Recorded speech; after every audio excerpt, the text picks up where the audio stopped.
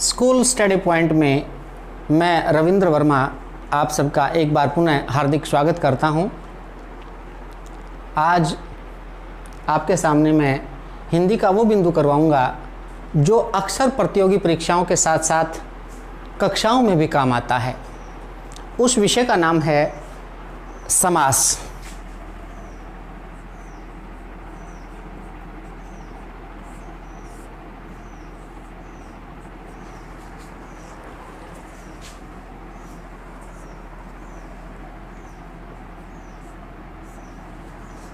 ये विषय वास्तव में बहुत आसान है।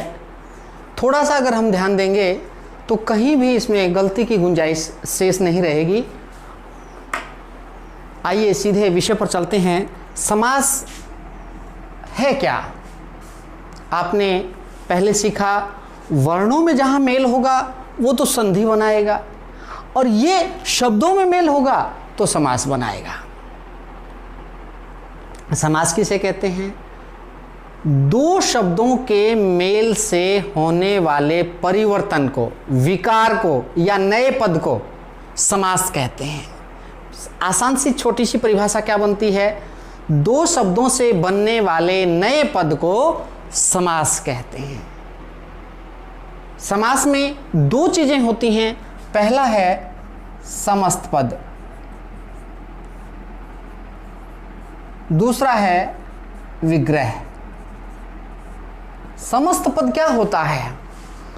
जब समास किए हुए पद को हम इकट्ठा करते हैं, संक्षिप्त करते हैं, छोटे स्वरूप में लेकर आते हैं तो उसको समस्त पद कहा जाता है। और जब हम इस समस्त पद को अलग अलग टुकड़ों में खंडित कर देते हैं, बांट देते हैं तो इसे कहते हैं विग्रह। तो दोनों एक दूसरे से जुड़े हुए हैं। ये ठीक उसी प्रकार की स्थिति है जिस प्रकार हम एक देशी उदाहरण दे सकते हैं। हमारे पास गेहूं की बोरी है, इकट्ठी है, वो तो हो कहलाएगा समस्त पद। और हमने उस गेहूं की बोरी को बिखेर दिया है पूरे आंगन में तो वो बिखरा हुआ कहलाएगा विग्रह। तो समास किए हुए पद को समस्त पद कहते हैं और समास किए हुए पद को अलग अलग टुकड़ों में बांटना विग्रह कहलाता है। इसमें दो चीजें और भी महत्वपूर्ण हैं जो आप लोगों को ध्यान रखनी है। पहला है पूर्व पद, दूसरा है उत्तर पद। पूर्व पद क्या होता है? जो पद प्रारंभ में आता है, पहले आता है, उसको पूर्व पद के नाम से जानते हैं। जो पद बाद में आता है उसको उत्तर पद कहते हैं। जैसे मान लो हम लें इसको 1 से 50 इधर है और 51 से 100 इधर है तो ये जो हिस्सा है ये कहलाएगा पूर्व का और ये कहलाएगा उत्तर का। तो दो स्थिति ये मैंने बताई आपको। जब कोई पद पूर्व में आएगा, पहले आएगा, प्रारंभ में आएगा, वो पूर्व पद के नाम से जाना जाएगा और बाद में आएगा वो उत्तर पद के नाम से जाना जाएगा। समास में पदों का बहुत अधिक महत्व होता है। अब समास का अध्याय समझने की आवश्यकता क्यों है? समास की आवश्यकता क्यों पड़ती है ये भी मैं आपको बता दूं। देखिए, कई बार हम बात को प्रभावी ढंग से कहना चाहते हैं लेकिन कम शब्दों में कहना चाहते हैं और कम शब्दों में कहने के लिए हमारे पास उपयुक्त शब्द ऐसा होना चाहिए जो सामासिक हो। इसीलिए हमें समास की आवश्यकता पड़ती है। जैसे मान लीजिए हम किसी को कहें कि राजा का महल है और सीधे एक संक्षेप में कह दें राजमहल, तो ज़्यादा बड़ा बोलने की आवश्यकता नहीं पड़ी, संक्षेप में भी आ गया और प्रभावशाली तरीके से भी आ गया। ठीक इसी प्रकार हम आज यहाँ उदाहरणों के माध्यम से समास को समझने का प्रयास करेंगे। वैसे तो समास जो है अलग अलग प्रकार से अलग अलग कक्षाओं में और अलग अलग विद्वानों के द्वारा अलग अलग रूप में पढ़ाए जाते हैं, भेद की हम बात करें तो। लेकिन मैं आज आपको आपकी सहूलियत के हिसाब से, आपकी सुविधा के हिसाब से समास को थोड़ा आसान तरीके से समझाने का प्रयास करूंगा। समास के प्रमुख भेद हम करेंगे। पहले भेद या प्रकार।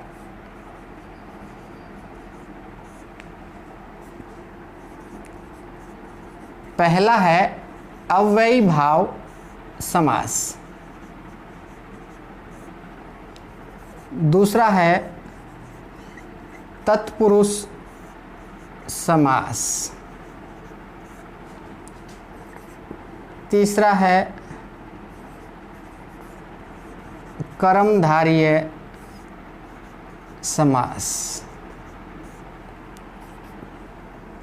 चौथा है द्विगु समास।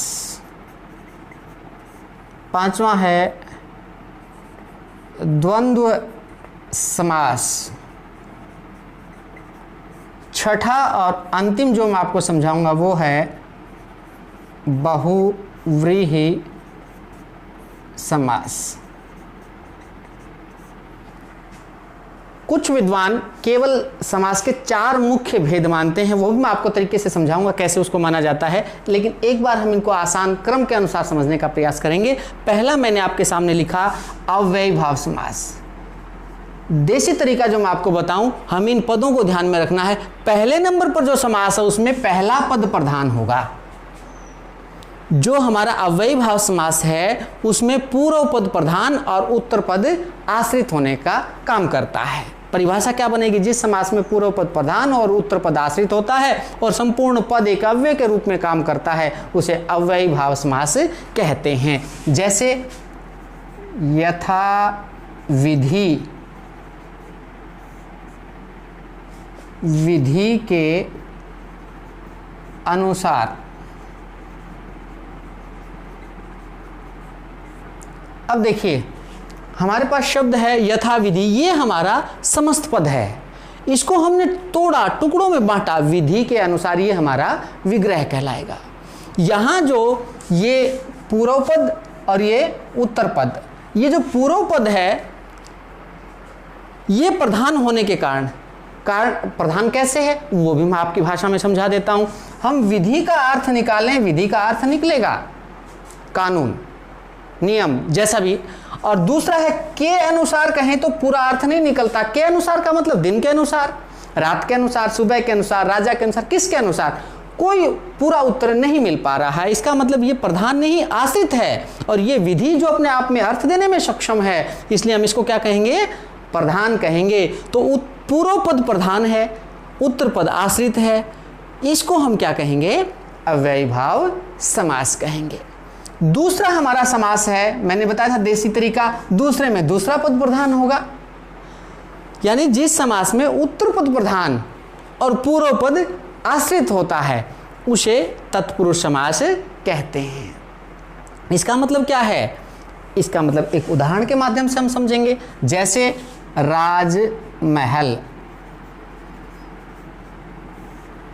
राजा का महल।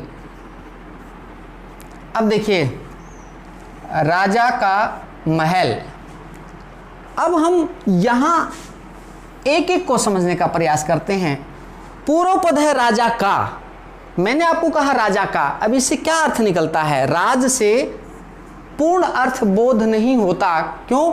राजा का कुत्ता, राजा का घोड़ा, राजा का आदेश, कोई उत्तर की प्राप्ति पूर्ण नहीं है। और महल का मतलब बड़ा घर, हवेली जिसको कहा जाता है, ये पूर्ण अर्थ दे रहा है। इसका मतलब इसका उत्तर पद प्रधान है और पूर्व पद आश्रित है। ऐसी स्थिति में कौन सा समास बनता है? तत्पुरुष समास बनता है। इस समास को हमें बहुत अच्छी तरह समझना है, कारण इसमें आगे कुछ चीजें ऐसी हैं जो आपको अलग से समझनी है। इसका सीधा संबंध हमारे कारक से है, और जिस विग्रह को हम देखेंगे उसमें कहीं ना कहीं कारक का चिन्ह दिखाई देगा, निशान दिखाई देगा। जैसे ये का मतलब संबंध, संबंध कारक, का के की। तो इस समास को हम और क्या कह सकते हैं? संबंध तत्पुरुष समास। ये सारे के सारे आपको कारक के साथ दिखाई देंगे। जैसे तुलसी कृत, तुलसी के द्वारा कृत, तुलसी से कृत, से या के द्वारा, कर्ण तत्पुरुष समास। ये जो विभक्ति है बीच में आपको दिखाई दे रही है चिन्ह के रूप में, ये किसके साथ जुड़ी हुई है? हमारे तत्पुरुष समास के साथ कारक के रूप में जुड़ी हुई है। और जो चिन्ह कारक का यहाँ होगा हम वो नाम कारक का इसके साथ जोड़ देंगे। जैसे मान लो अधिकरण तत्पुरुष है तो हम लिखेंगे अधिकरण तत्पुरुष समास। अगर और कोई कारक उसके साथ है तो उस चिन्ह को हम देखेंगे और इसके साथ तत्पुरुष समास जोड़ देंगे। ये आपको संबोधन को छोड़ करके बाकी सभी मिल सकते हैं और जैसा वो दिखाई दे वैसा आप लिखें। इसके फिर उपभेद होते हैं। उपभेद कौन कौन से होते हैं मैं आपको यहां एक बार समझा देता हूं आसान सा। पहला जो होता है वो अलुक तत्पुरुष समास।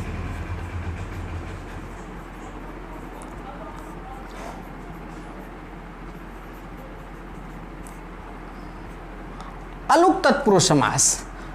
अलुक क्या होता है? अपने यहाँ हिंदी भाषा में कुछ शब्द एक विशेष अर्थ में रूढ़ हो गए हैं, हम उनको आज के संदर्भ में या बाद में कभी बदलना चाहें तो उनको बदल नहीं सकते हैं। ऐसे जो रूढ़ अर्थ लिए हुए शब्द हैं उनको हम अलुक तत्पुरुष समास के नाम से जानते हैं। जैसे खेचर, खे माने आकाश, चर माने विचरण करने वाला, घूमने वाला, आकाश में घूमने वाला। आकाश में तो आप जानते हैं हेलीकॉप्टर भी घूमते हैं, जहाज भी घूमती हैं, पतंगे भी उड़ती हैं, कीट पतंगे भी उड़ते हैं, बहुत सारी चीजें उड़ती हैं, लेकिन हम हर किसी को खेचर नहीं कह सकते। ये एक विशेष अर्थ में रूढ़ हो गया है। किसके रूप में? पक्षी के रूप में। इसलिए हम इसको क्या कहेंगे? अलुक तत्पुरुष समास। जैसे युधिष्ठिर,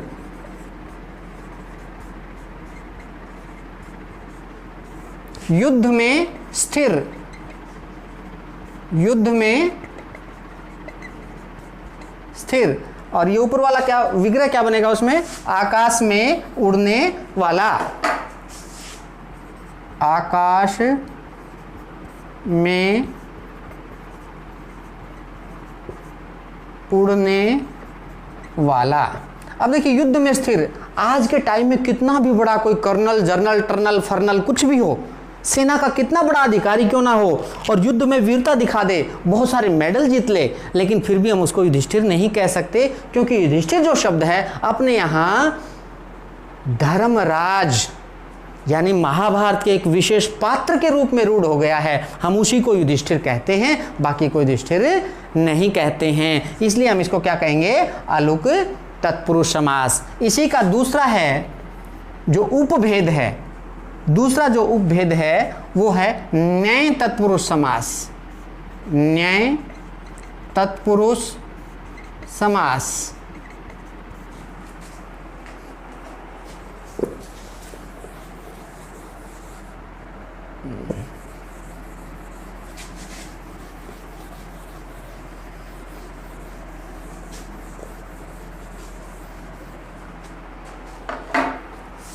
यहां लिख देता हूं मैं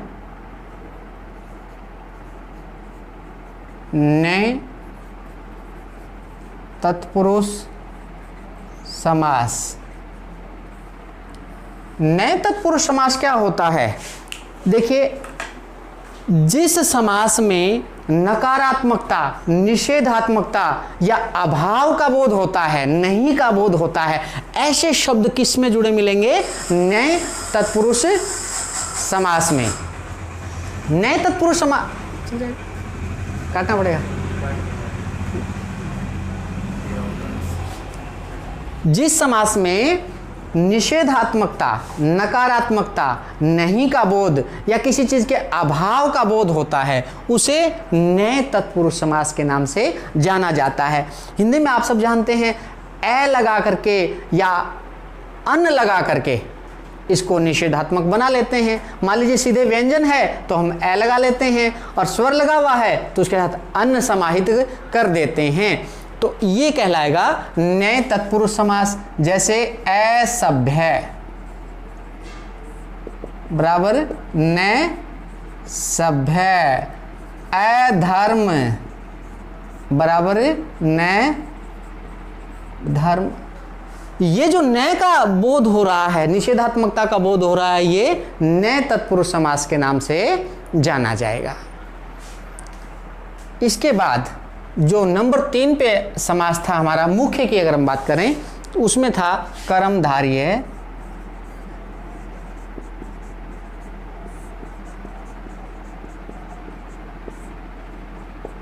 समास।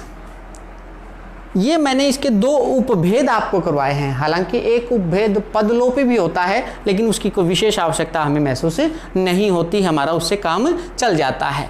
कर्मधारय समास, देखिए कर्मधारय समास किसे कहते हैं? जिस समास में पूर्व पद, क्योंकि यहां हमने लिख दिए थे पूर्व पद उत्तर पद, पूर्व पद उत्तर पद की विशेषता बताने का काम करता है।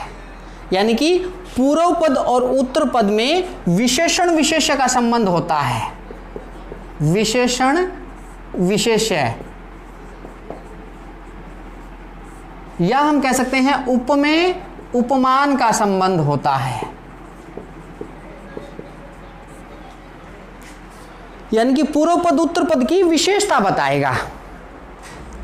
जैसे लाल मिर्च, लाल मिर्च, लाल जो मिर्च। अब इस लाल शब्द ने मिर्च शब्द की विशेषता बताई। ये हमारा पूर्व पद और ये हमारा उत्तर पद। अब ये पूर्व पद ने उत्तर पद की विशेषता बताने का काम किया, इसको हम कहेंगे कर्मधारय समास। अगला हमारा बनता है चौथा द्विगु समास। द्विगु समास में क्या होता है? इसका जो पूर्व पद है वो संख्या का बोध करवाएगा, संख्यावाची होगा, और उत्तर पद क्या होगा? समुदाय या समूह का बोध करवाएगा। संख्यावाची और समुदायवाची।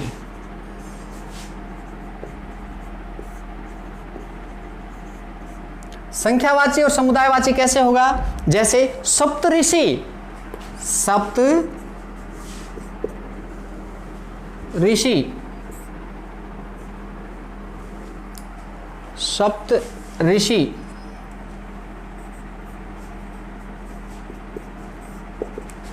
सात ऋषियों का समूह। ये सात संख्या का बोध करवा रहा है, ये समुदाय का बोध करवा रहा है। इसको हम क्या कहेंगे? द्विगु समास। ये संख्यावाची है और ये समुदायवाची है। सप्त ऋषि, सात ऋषियों का समूह। पंचवटी, पांच वटों का समाहार या पांच वटों का समूह। ठीक इसी प्रकार चवन्नी, चार आनों का समूह। अठन्नी, आठ आनों का समूह। चौराहा, चार राहों का समाहार। समाहार का मतलब जहां आकर वो रास्ते मिलते हैं। इन सब को हम किस श्रेणी में रखेंगे? द्विगु समास की श्रेणी में रखेंगे। पांचवा जो है वो है हमारा द्वंद्व समास। अभी तक हमने देखा पहले में पहला पद प्रधान था, दूसरे में दूसरा पद प्रधान था, तीसरे में पूर्व पद ने उत्तर पद की विशेषता बताई, चौथे में हमारा पांचवा समास है द्वंद्व समास। द्वंद्व समास क्या होता है? जिस समास के दोनों पद प्रधान होते हैं और जब हम उनका विग्रह करेंगे तो दोनों पदों का अर्थ निकलेगा। ऐसे समास को द्वंद्व समास के नाम से जाना जाता है। परिभाषा सामान्य सी और आसान सी क्या बनेगी? जिस समास के दोनों पद प्रधान होते हैं उसे द्वंद्व समास कहते हैं। जैसे राम श्याम, मैंने यहां लिखा राम श्याम, बीच में लगाया हमने योजक चिन्ह, और जब हमने इस समस्त पद का विग्रह किया तो बन गया राम और श्याम। ये जो योजक चिन्ह है ये योजक शब्द में परिवर्तित हो जाता है। योजक शब्द और भी हो सकता है, या भी हो सकता है, अथवा भी हो सकता है, तथा भी हो सकता है, लेकिन इन दोनों का यहाँ विग्रह करने के बाद भी अर्थ पूरा निकलता है। राम श्याम दोनों पद अपने आप में सक्षम हैं, इसलिए हम इसको क्या कहेंगे? द्वंद्व समास कहेंगे। दूसरा उदाहरण भी हम देख सकते हैं, सुख दुख। विग्रह करेंगे तो क्या बनेगा? सुख और दुख, यानी कि दोनों पदों का अपना यहां अर्थ है। पाप पुण्य, पाप और पुण्य। अच्छा बुरा, अच्छा और बुरा। छोटा बड़ा, छोटा या बड़ा। यानी कि और, या, अथवा, तथा इस प्रकार के योजक शब्द हमें यहाँ देखने को मिलेंगे। और एक चीज ध्यान करने वाली और भी है, इनके बीच में लगभग 90% शब्दों में आप लोगों को, समास में आप लोगों को योजक चिन्ह मिलेगा। ये हमारा था द्वंद्व समास। और अंतिम जो हमारा इसमें आता है वो है 6ठे नंबर पे बहुव्रीहि समास। बहुव्रीहि समास हमने इसमें ऊपर देखा, द्वंद्व समास में दोनों पद प्रधान थे। इसमें ठीक इसके विपरीत होता है। जिस समास के दोनों पद अप्रधान होते हैं और जब हम इसका विग्रह करें तो विशेष अर्थ की प्राप्ति होती है, ऐसे समास को बहुव्रीहि समास कहते हैं। परिभाषा क्या बनेगी? जिस समास में दोनों पद अप्रधान और विग्रह करने पर विशेष अर्थ की प्राप्ति, ऐसे समास को बहुव्रीहि समास कहते हैं। जैसे लंबोदर,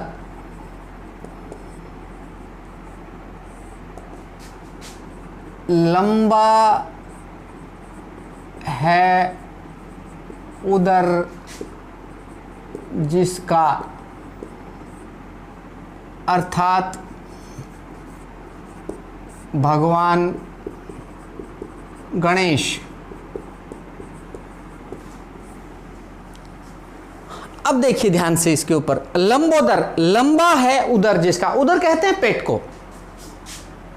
अगर हम सामान्य शब्दावली में देखें तो मोटा पेट किसी का भी हो सकता है, पेटू लोग बहुत सारे मिल सकते हैं, लेकिन यहां विग्रह करने के पश्चात हमें एक विशेष अर्थ मिला। और वो विशेष अर्थ क्या है? विशेष अर्थ है भगवान गणेश। इसलिए हम इसको क्या कहेंगे? बहुव्रीहि समास। जैसे चंद्रशेखर, चंद्रशेखर, चंद्र है शिखर पर जिसके, अर्थात